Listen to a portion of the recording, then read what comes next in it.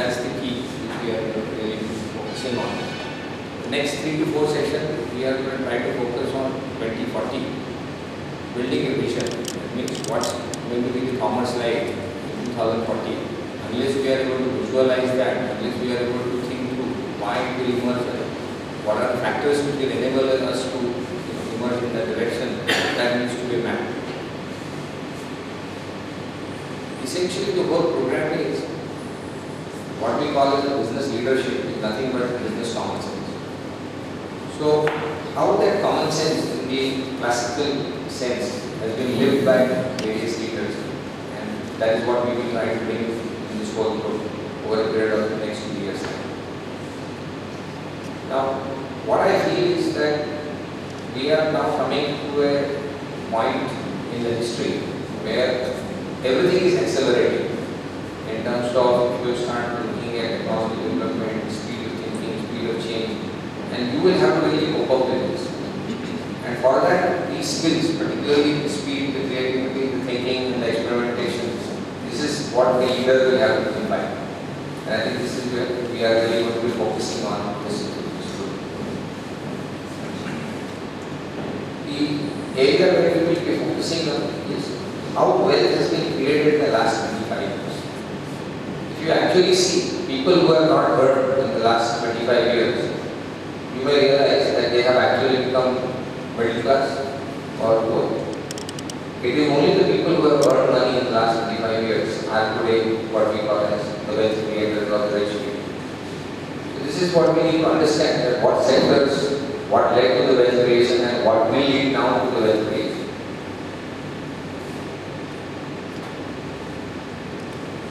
So many things are going to go disruptive.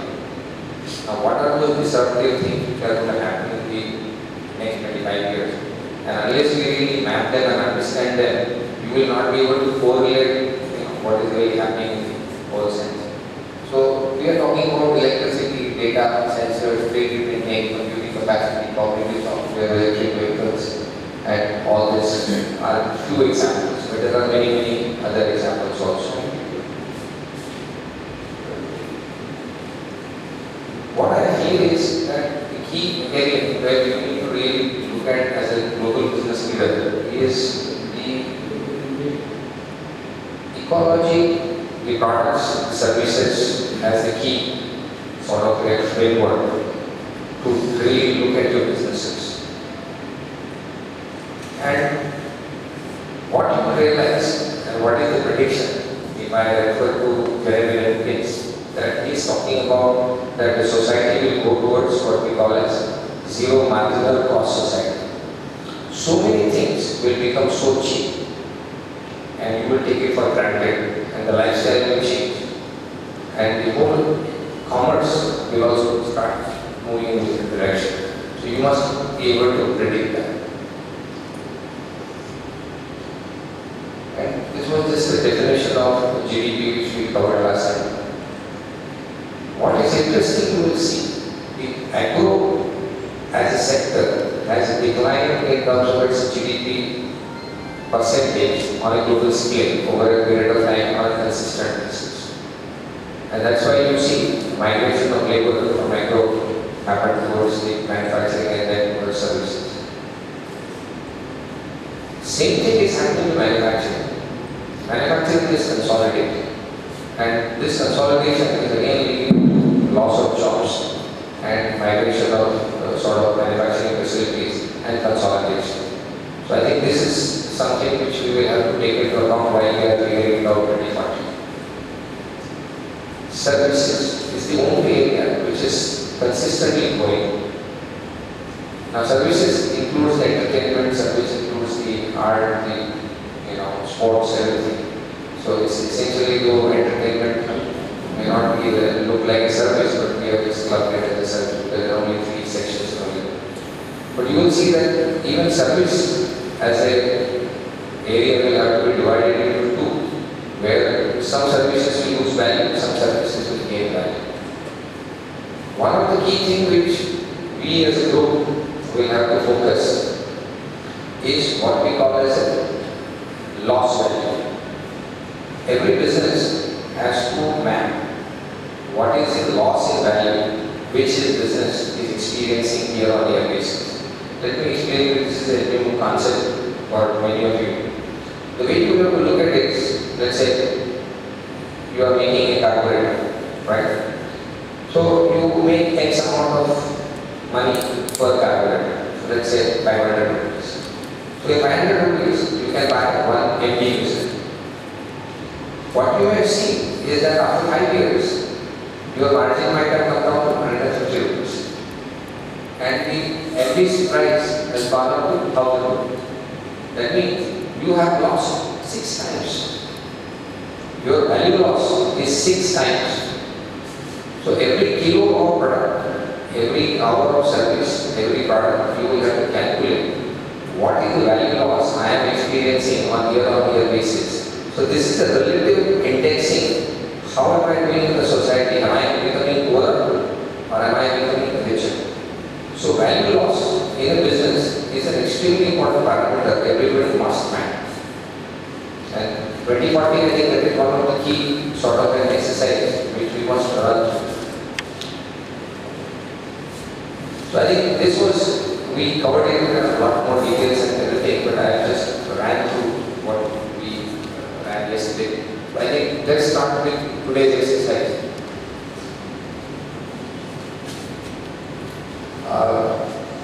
We have some new people joining us today, so I think it would be nice to have a brief introduction, so we can just pass on. Ashish Dawson, and currently we are running medical equipment manufacturing company. I'm just trying to explore how I can scale up my business.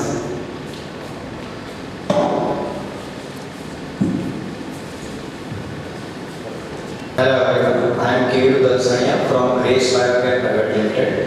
I am newly entrepreneur and we are in the manufacture of biopesticides and biofertilizers.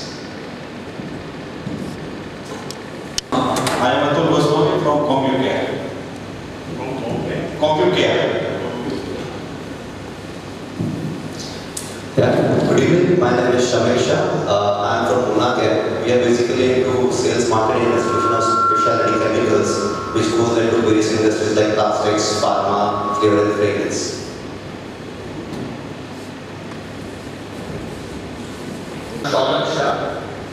We own restaurants in Baroda, we own literally mainland China and West Masala. We also have an outdoor food division by the name of International Food Company, where we do large events, mainly weddings, corporate events, and the area where we're going towards is events. So I think one thing that just caught my attention was mapping the future, mapping 2040. We talked about agriculture, we talked about manufacturing, and we talked about services.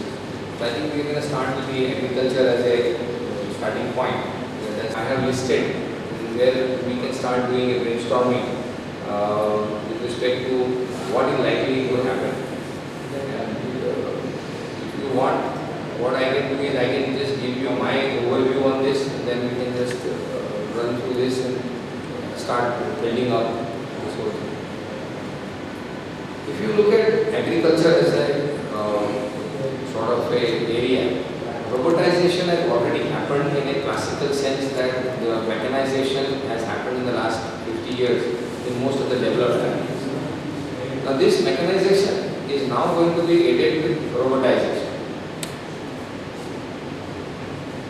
Last time we talked about the integration of computing capacity, the sensor technology, and essentially an ability to move, that means the electric, the batteries, all are going to merge together and lead to robotics.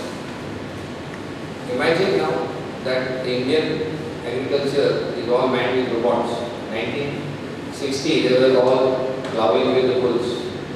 Now there is not a single one, all tractors. So similarly, all the people who are working in the farm might just go away in 25 years. That's the kind of a scenario.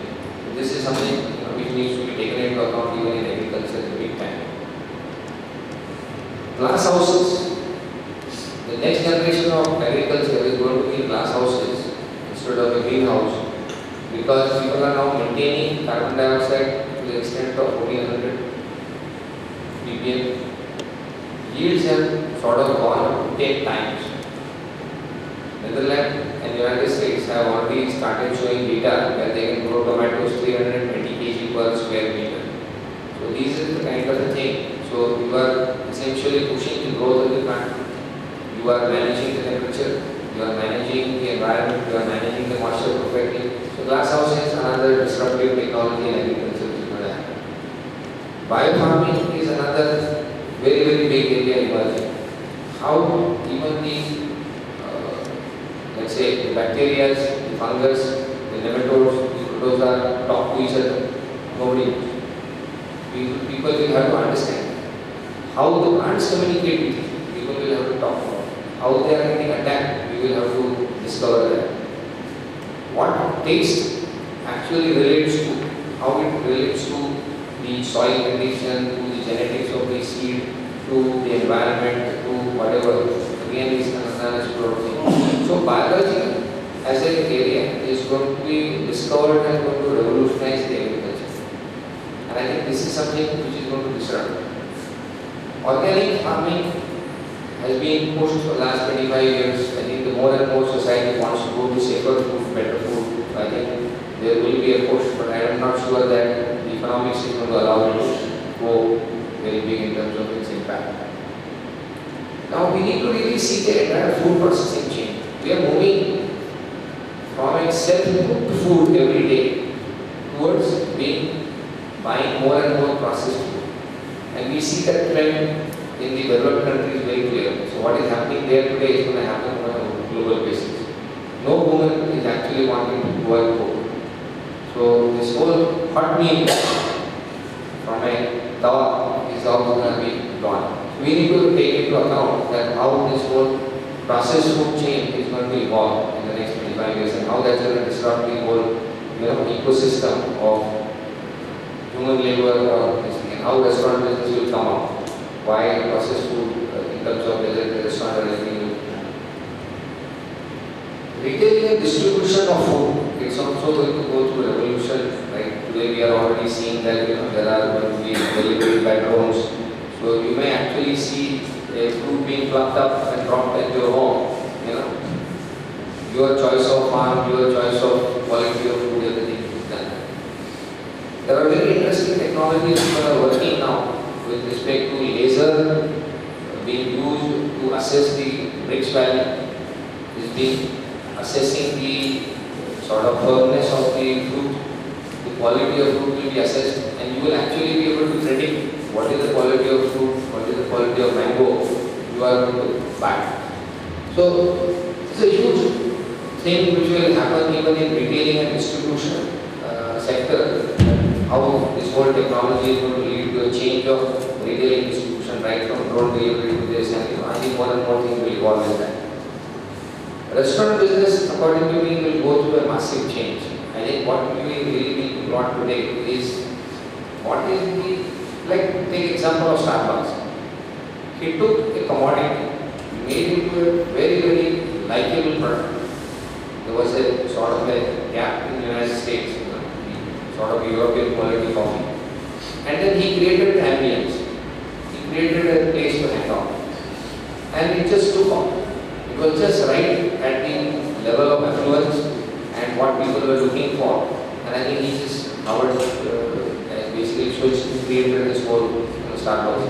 And I think so many more of that may happen or may not happen. So there will be fast food, there will be the other model, and then there will be an elite model also of fine dining. All can coexist, but we need to start understanding where the wealth will flow. My understanding is wealth will flow on food because that is one of the primary enjoyment. It will flow on clothes because that's how you express yourself. It will flow on cars because that's how you pride yourself and your homes. So these are the difficult, key areas how the commerce will start evolving when we are accessless.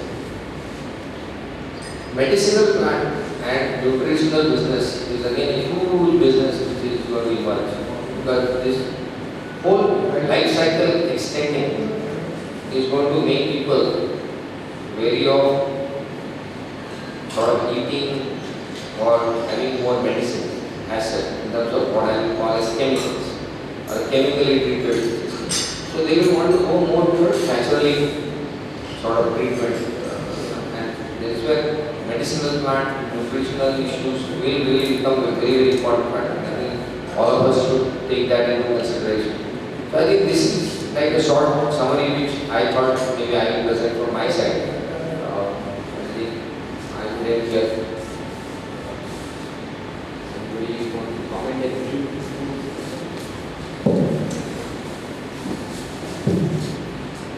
Since I come from that background, I want to highlight some of the things which happened in our days. So let's go back to independence. Let's go back to independence and understand our population profile. I think in 47 we were about 40 crore people.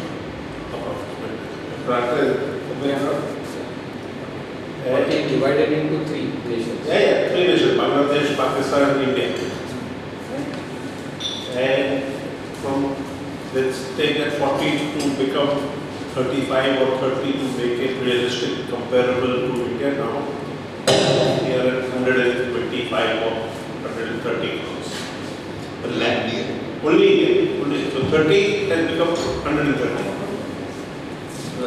68 years independence.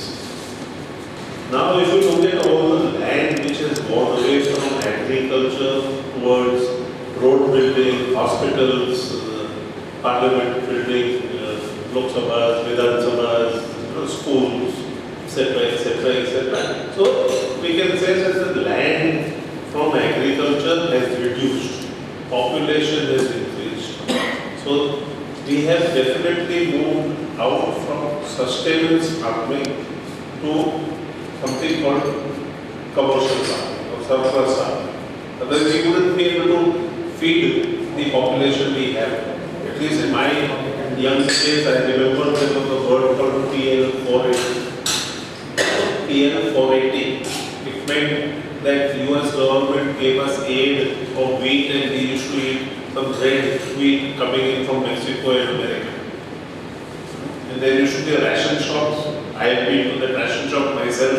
And of say 2 kilo chawal, 1 kilo something else, sugar. So from that DPS system, that distributed, what is called DPS? What is the PDS system? The public distribution system, PDS system. We moved away to these malls. So opportunities have started coming. In agriculture, again, our exports are the lowest as compared to any of our neighbors like Thailand, Malaysia, Indonesia, Philippines. I was in Philippines a couple of years ago. The entire nation survives only on export. And export where? All the way to America. So, tomato is there, khata in America. That sort of thing. So that I find is going to be a very, very great opportunity for us in India on the agriculture front. The other great opportunity, like Pranta is pointing out in these things, is going to be the packaging of finished agri product. So one would be processing, the other would be packaging. From farm to mall, it would have to be processed, preserved, and everybody wants it natural. We don't want preservatives. So that opportunity, what we see in many other developed countries, is huge. And it is overnight, it cuts. Okay, there are smaller countries, but then the processing facilities are huge.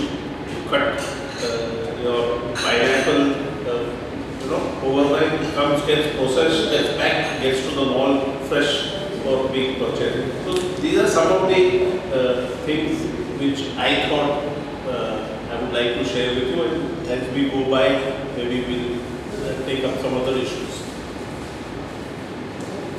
Yeah, I think we have seen in industries that there is a lot of competition, and competition brings the best out of you, both in terms of quality and both in terms of cost. Like Dr. Ranga says that we want the zero marginal cost.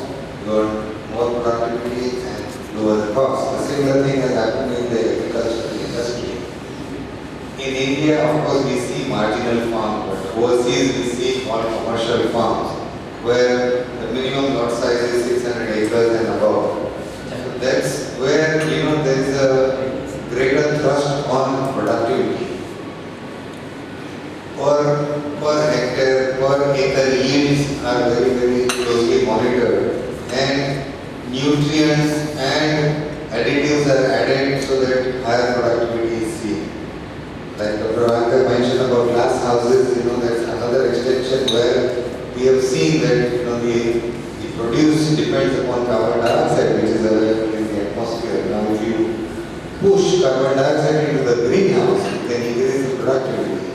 So there is going to be a greater thrust on, number one, the population has grown from 4 billion people to 7 billion people all over the world.